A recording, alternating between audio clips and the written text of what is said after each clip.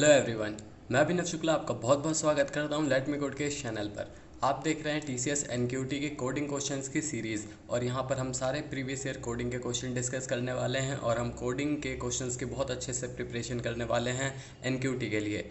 तो चलिए शुरू करते हैं आज अपने हम थर्ड क्वेश्चन के साथ। तो यहाँ पर हमारा थर्ड क्वेश्चन है ये number series with a twist. और ये नंबर सीरीज़ क्या है, चलिए इसको समझते हैं।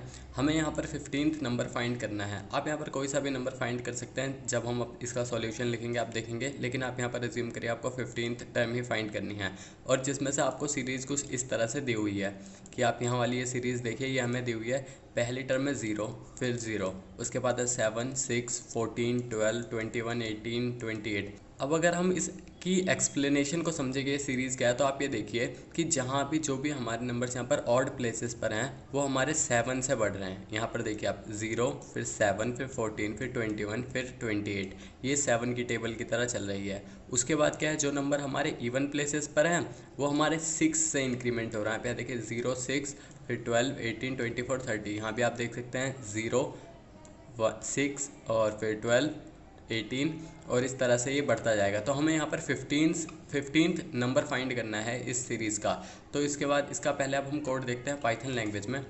तो इसका कोड देखिए, सबसे पहले अब हमें कौन सा नंबर फाइंड करना है वो हम इसमें ले लेंगे। तो अभी हम 15 को दूर रखते हैं, हम पहले कोई छोटा नंबर एज्यूम करते हैं। लेट्स से यहाँ पर यूज़र ने एंटर किया 4, कि उसको 4 यहाँ पर उसने इनपुट किया, उसमें नंबर दिया कि उसको 4th टर्म का जो आंसर है वो चाहिए, तो वो कितना आएगा।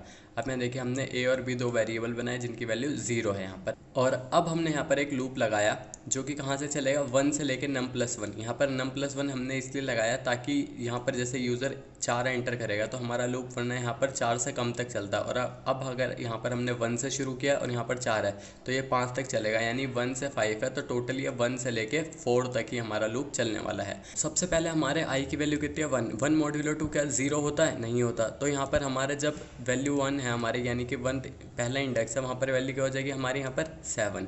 उसके बाद हमारी देखेंगे कि इसकी वैल्यू इंक्रीमेंट हो गई, कितनी हुई 2। तो यहाँ पर कितनी इसकी वैल्यू हो जाएगी, यहाँ पर इसकी वैल्यू हो जाएगी 6।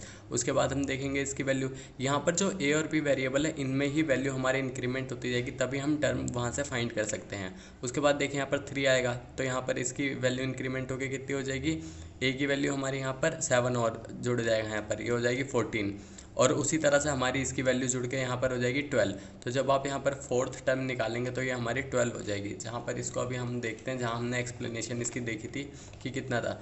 देखिए यहाँ पर इन दोनों वैल्यूज़ को अगर हम हटा दें यहाँ पे 0 वाली टर्म्स को, क्योंकि हमने ये ए और बी लिए हैं, और उसके बाद हम यहाँ पर 7, 6, 14 और 12, अगर आप यहाँ पर देखें तो 4th टर्म हमारी यहाँ पर भी 12 आई है। इसी तरह से आप फाइंड कर सकते हैं। लेट्स से यूज़र ने यहाँ पर नंबर एंटर किया 15, तो आप यहाँ पर चेक करेंगे ये आपकी यहाँ पर सीरीज़ बना देगा, ये वैल्यू इसी में एंटर करेगा। उसके बाद आप प्रिंट कर सकते हैं जो हमारा नंबर होने वाला है। क्या, अगर हमारा नंबर ऑड है तो हम वहाँ पे a-7, यहाँ पर a-7 इसीलिए लिया क्योंकि यहाँ पर हमने प्लस कर रखा है। अगर आप इसे नम तक चलाएंगे तो आप यहाँ पर a भी प्रिंट कर सकते हैं, तो भी आपका आंसर सही होने वाला है।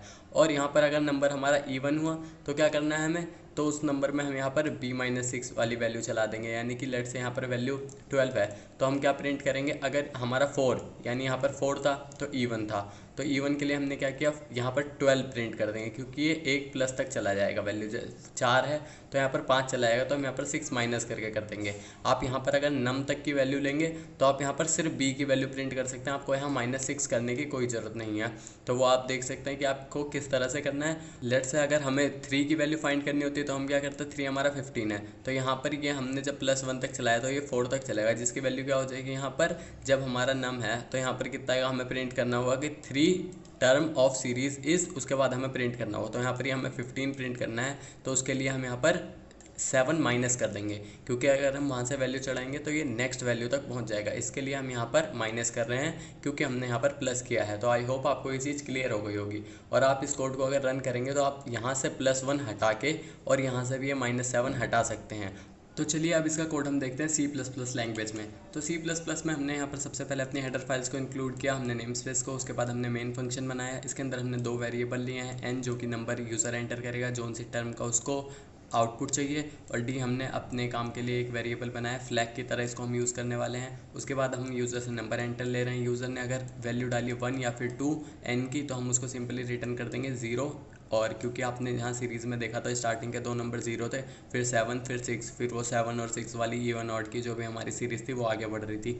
तो आप यहाँ पर देखिए कि अगर यूज़र ने यहाँ वैल्यू डाली कितनी n मॉड्यूलो टू 0, इसका मतलब है कि अगर हमारा n क्या है इवन है, तो लेट्स से यूज़र ने यहाँ डाला 4, तो इसकी जो हमारा n है इसकी वैल्यू यहाँ पर कितनी हो जाएगी, n की वैल्यू यहाँ पर 2 हो जाएगी और d यहाँ पर हो जाएगा 6 कि हमारा नंबर इवन है। और इसका जो मेन काम है वो यहाँ पर है। आप यहाँ लास्ट में देखिए जो सी आउट हो रहा है ये इसका मेन काम है। तो यहाँ पर क्या होगा, आप देखिए n की वैल्यू कितनी हो गई 2, हमें फोर्थ नंबर की वैल्यू चाहिए और फोर्थ में वो हमारे 0 भी इंक्लूड है कि 0 0 फिर 7 और फिर उसके बाद 6, फिर उसके बाद जो भी हमारी यहाँ पर वैल्यू इंक्रीमेंट हो रही थी हमें ये चाहिए।